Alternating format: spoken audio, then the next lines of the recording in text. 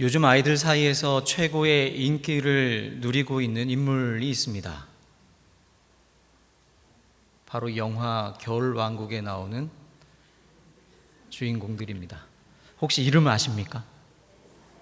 역시 손자, 손녀를 두신 분들은 꼭 아셔야 될 엘사, 그리고 엘사의 동생 안나. 물론 남자 주인공들 크리스토프 있지만 그래도 누가 뭐라고 하더라도 주인공 엘사와 안나 아니겠습니까? 엘사가 언니고 안나가 동생이라는 것쯤은 영화를 보시지 않아도 아시지 않을까 싶습니다. 그 중에 안나라는 이름이 바로 오늘 우리가 읽은 성경 본문에 나오고 있습니다. 겨울왕국에 나오는 안나는 눈이 굉장히 크고, 그리고 어떤 어려움과 위기 속에서도 당차게 그 어려움들을 이겨내는 그런 아주 예쁘고 명랑한 공주입니다. 최근에 개봉한 겨울왕국 2에서는 그 안나가 여왕이 되었습니다. 우리가 이 대림절을 보내면서 겨울왕국의 안나만 생각하고 그 겨울왕국의 안나만 가까이 하는 것이 아니라 오늘 성경에 나오는 안나도 좀 가까이 하면 좋겠습니다.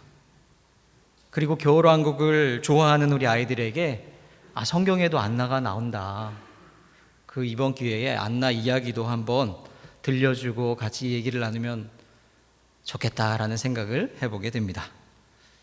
이 안나라는 이름은 은혜, 은총이라는 뜻을 가지고 있습니다. 이 안나를 히브리어로 바꾸면 히브리어에서는 한나라고 합니다. 우리 한나 찬양대, 한나 그러니까 더 안나라고 생각하시면 틀리지 않습니다. 기도로 사무엘을 낳은 구약에 나오는 우리 한나에 대해서 우리는 잘 알고 있습니다. 그녀는 좋은 집안에서 태어났고 남편의 사랑도 많이 받았지만 자녀가 없었습니다. 그녀가 살던 당시에 자녀가 없다는 것, 그 사람이 하나님께 사랑을 받지 못하는 것이고 심지어 하나님께 벌을 받은 것처럼 여겨지던 때입니다. 그녀는 큰 고통 속에 하나님 앞에 나아가 기도를 드립니다. 마치 낮술에 취한 것 아니냐는 소리를 들을 정도로 하나님 앞에 호소하며 간구합니다. 하나님께서는 그녀의 기도를 들으시고 아들 사무엘을 선물로 주셨습니다. 그래서 그녀는 은혜를 입은 사람이라는 너무나 좋은 이름처럼 정말 은혜를 입은 사람이 되었습니다. 하지만 보았듯이 그녀의 삶에는 큰 좌절과 절망이 계속 있었던 것 보게 됩니다. 그리고 하나님께서는 그것을 그냥 두지 않으시고 그녀의 기도를 들으셔서 그에게 이스라엘 민족의 새 역사를 쓰도록 하는 사무엘이라는 귀한 선지자를 태어나도록 하셨던 것이죠. 오늘 본문에 나오는 안나도 한번 보십시오. 한나에게 좌절과 절망이 있었듯이 안나의 삶도 마찬가지였습니다. 오늘 성경에 보면 그녀에 대해서 이 안나는 나이가 매우 많았다라고 기록하고 있습니다. 도대체 그녀의 나이가 어느 정도였길래 많았다고도 아니고 매우 많았다라고 표현하겠습니까? 오늘 우리가 읽은 개역 성경을 보면 안나는 결혼 후 7해 동안 남편과 함께 살다가 과부가 되고 84세가 되었다고 번역을 하고 있습니다. 그래서 이 개역 성경을 그냥 편하게 읽고 그대로 문장 그대로 이해를 해보면 안나가 84세에 아기 예수님을 만난 것으로 생각이 듭니다. 그런데 헬라어 성경 원문을 보면 그것을 이렇게만 해석이 가능한 것이 아니라 또 다르게 해석도 가능하다, 이렇게 학자들이 말합니다. 즉 그녀의 나이를 84세로 이해를 할 수도 있지만 이 문장을 과부가 되어서 84년이 되었다고도 해석할 수 있다는 것입니다. 그래서 만약 후자의 경우를 따른다면 안나의 나이가 굉장히 많아집니다. 당시 이스라엘 사람들이 결혼할 수 있는 연령, 가장 어리게 결혼할 수 있는 나이가 14살이었다고 합니다. 그러니 만약 가장 어린 나이에 결혼을 했다고 한다면 14살에 결혼을 했고, 그리고 7년간 남편과 함께 살았고 84년을 보냈으니 지금 안나의 나이는 그렇게 따져보면 몇 살입니까? 네, 105세입니다. 굉장히 나이가 많죠. 당시 사회에서는 남편 없는 여성이 혼자 살아간다는 것, 오늘과 달리 거의 불가능한 일에 가까웠습니다. 그런데 안나는 남편과 같이 산 기간이 7년에 불과합니다. 그보다 10배가 많은 70년, 아니 좀 더 본다면 12배가 더 많은 84년을 혼자서 살았다고 볼 수 있습니다. 오늘 우리는 그 안나가 그 긴 세월 동안 그 세월의 무게를 어떻게 견뎌내었는지, 또 그 삶이 얼마나 힘들었을는지 다 헤아려 볼 수가 없습니다. 그런데 여러분, 놀라운 사실이 있습니다. 성경은 안나를 그저 한 명의 과부, 여러 과부 중에 한 명이라고 이야기하지 않습니다. 오늘 성경은 그녀를 선지자라고 부릅니다. 신약에서 선지자라고 불린 여성이 있습니까? 있으면 물어보지 않겠죠. 없습니다. 안나가 유일합니다. 그녀는 오늘 본문 앞에 나오는 그 시므온과 같이 아기 예수님을 알아볼 수 있었고, 그 예수님을 영접한 특별한 사람으로 성경이 기록하고 있습니다. 그는 영적인 눈이 열린 선지자였고, 많은 사람에게 그 예수님을 전해준 사람이었습니다. 도대체 그녀가 어떠한 삶을 살았기에 그런 은혜를 누릴 수 있었겠습니까? 오늘 우리가 읽은 성경 본문 37절을 보면 그녀가 어떠한 삶을 살았는지를 알 수가 있습니다. 37절 하반절 이렇게 기록하고 있습니다. 이 사람이 성전을 떠나지 아니하고 주야로 금식하며 기도함으로 섬기더니. 안나는 성전을 떠나지 않고 밤낮으로 금식과 기도로 하나님을 섬기는 삶을 살았습니다. 금식과 기도라는 것은 대표적인 경건 생활의 방식을 의미합니다. 그러니까 그 긴 시간 동안 70년이든 아니 84년이든 그녀는 한결같은 모습으로 변함없이 경건한 삶을 살았다는 뜻입니다. 오랜 시간을 남편 없이 과부로 사는 사람을 보면서 은혜를 입었다고, 은총을 입었다고 사실 말할 수가 없습니다. 하지만 안나는 비록 과부로 살았지만 그녀는 선지자였고 구원자이신 예수님을 만났으며 그 구원자이신 예수님을 다른 사람들에게 소개하는 역할까지 감당하였습니다. 그렇다면 그녀의 삶은, 바로 그녀는 그녀의 이름처럼 은총을 입은 사람 아니겠습니까? 그리고 그녀를 진정한 은총을 입은 사람으로 살게 한 바로 그 원동력은 기나긴 세월에도 변함없이 한결같은 그 경건의 삶을 유지했던 그녀의 삶의 비결이 있었다 생각이 듭니다. 무수한 시간이 흐르며 주변의 상황이 변화하는 그 속에서도 그녀는 한결같은 삶을 살았기 때문에 끝까지 예루살렘의 구원을 기대했고 결국 예수님을 만날 수 있게 되었습니다. 안나의 삶이 바로 그러했습니다. 지난주 수요일 이 시간에 그 시간에 참여한 분들은 기억하시겠지만 우리 평화, 사랑, 희망 25구역 가족들이 연합으로 주간 예배를 드렸습니다. 그 시간에 모든 구역 식구들이 함께 나와서 특송으로 우리에겐 소원이 하나 있네라는 찬양을 불렀습니다. 오늘 예배 전에도 우리 찬양팀이 함께 부른 바로 그 찬양입니다. 그 찬양 가사가 이렇습니다. 우리에겐 소원이 하나 있네.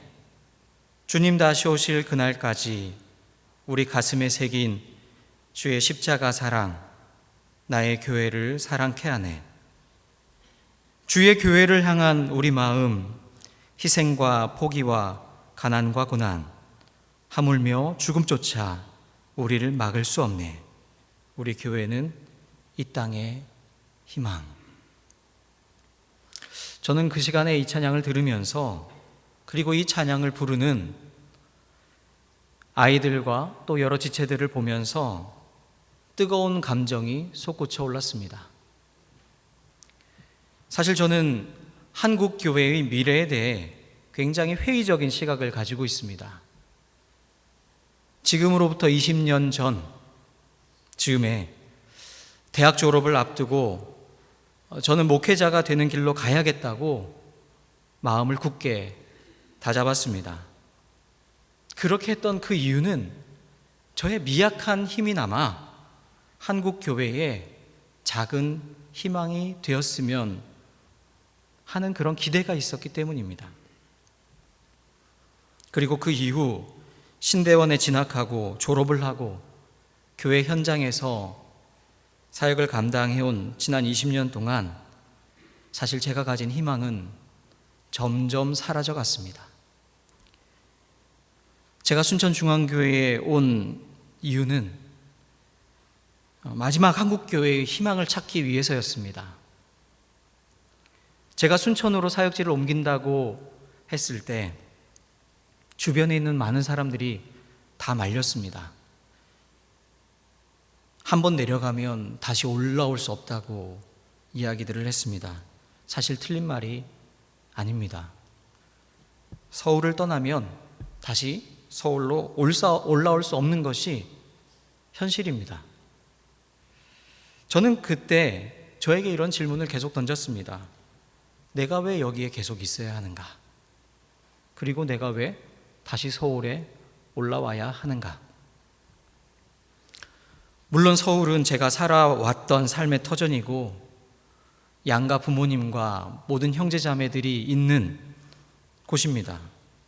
저희 아이들이 태어난 곳이기도 하고 아이들 교육과 의료, 문화적 혜택 등을 생각하면 사실 서울보다 좋은 곳은 없습니다. 그런데 저에게 중요한 것은 서울이냐 지방이냐가 아니었습니다. 중요한 것은 희망이 있느냐 희망이 없느냐 였습니다.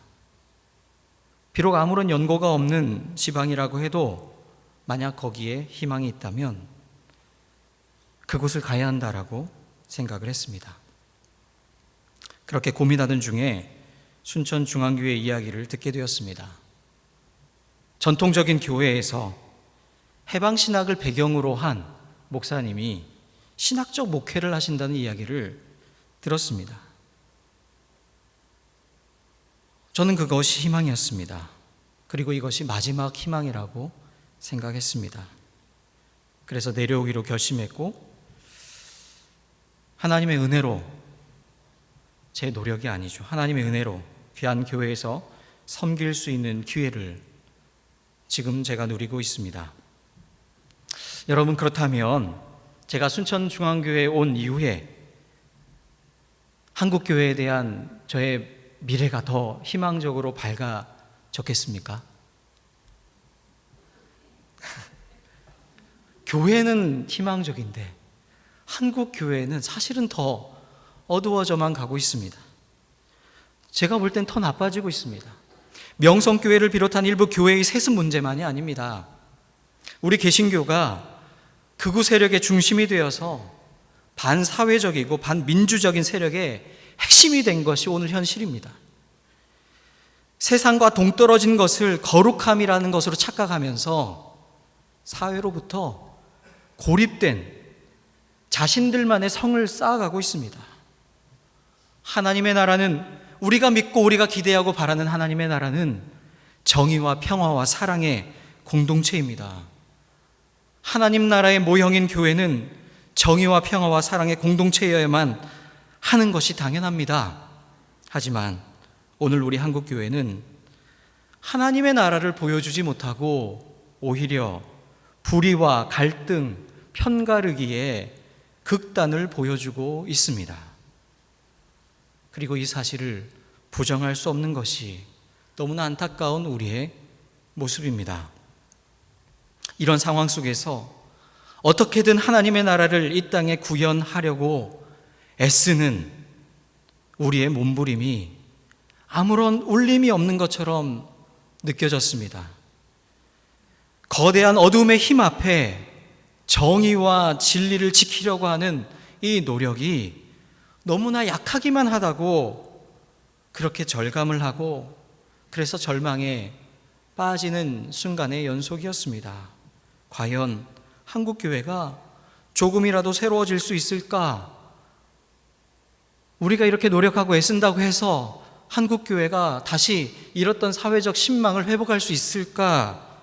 그런 회의와 절망이 더욱 깊어져 갔습니다. 그런데 지난주에 우리 젊은 가정들의 찬양을 들으면서 다시금 희망을 보았습니다. 교회를 교회답게 하시고 예배를 예배답게 하여서 진정한 하나님의 뜻이 이 땅에 이루어지기를 위해 바로 우리를 사용해 달라는 그 찬양의 가사가 우리의 가슴을 울렸습니다. 이름 있는 목회자나 잘 알려진 신앙인이 아니라 저기 서서 노래를 하고 있는 아이들과 그리고 우리의 지체들이, 그 형제 자매들이 바로 희망이구나, 바로 그들이 희망이구나 생각하게 되었습니다. 생각해 보면 우리가 기대하고 바라는 대로 변화되는 것 정말 쉽지 않습니다. 때로는 우리의 생애 동안 변화가 일어나지 않을 수도 있습니다. 우리가 살아가는 삶 동안에 변화를 경험하지 못할 수도 있습니다. 오늘 본문을 생각해 보십시오. 오늘 선지자 안나는 예수님을 통해서 예루살렘의 구원을 보았다고 하였습니다. 그리고 그 구원을 기다리는 사람들에게 예수님을 전해 주었습니다. 그런데 여러분, 예수님이 오신 이후에 예루살렘의 구원이 이루어졌습니까? 로마의 압제로부터 해방되는 역사가 일어났습니까? 그렇지 않았습니다. 오히려 예루살렘은 주후 70년에 로마에 의해서 돌 위에 돌 하나도 남지 아니하고 완벽하게 멸망을 당했습니다. 예루살렘은 평화의 도시라는 이름의 뜻을 가지고 있습니다. 하지만 이 예루살렘은 지난 2000년 동안 그리고 지금도 전 세계에서 가장 첨예한 대립과 갈등이 있는 곳입니다. 지금도 예루살렘에서는, 또 예루살렘을 위해서는 그 예루살렘의 구원을 위해서 기도하고 소망하는 수많은 사람들의 기도가 있는 곳이 바로 예루살렘입니다. 여러분, 그렇다면 예루살렘은 철저히 멸망당했고 지금도 평화의 도시가 아니니 구원자로 오신 그 예수님이 오신 이유, 그 뜻이 이루어지지 않은 것 아니겠습니까? 예루살렘의 구원을 바라며 평생을 기도했던 이 안나의 삶도, 안나의 기대도 어찌 보면 무의미한 것 아니겠습니까? 그런데 그렇지가 않다라는 것입니다. 우리의 희망과, 하지만 우리가 경험하고 있는 현실의 이 부조화는, 이상이 실현되지 못하는 이 현실 속에서 살아가는 우리가 어떠한 삶을 살아야 하는지를 더욱 명확하게 보여주고 있습니다. 2000년이 넘게 꿈꾸어왔던 예루살렘의 평화가 여전히 이루어지지 않은 것처럼 우리가 바라는 구원은 오늘 우리의 현실에서 이루어지지 않을 수 있습니다. 우리의 생애에서 이루어지지 않을 수 있습니다. 생각해 보면 내가 바라고 기대하는 대로 모든 일이 다 이루어진다라는 것, 이것은 정말 비현실적인 일입니다. 그렇다면 비현실적이기에 희망을 가지지 말고 포기해도 괜찮겠습니까? 이것이 이루어지지 않을 것이기에 그동안 가지고 있던 희망의 끝마저 놓아야 되겠습니까?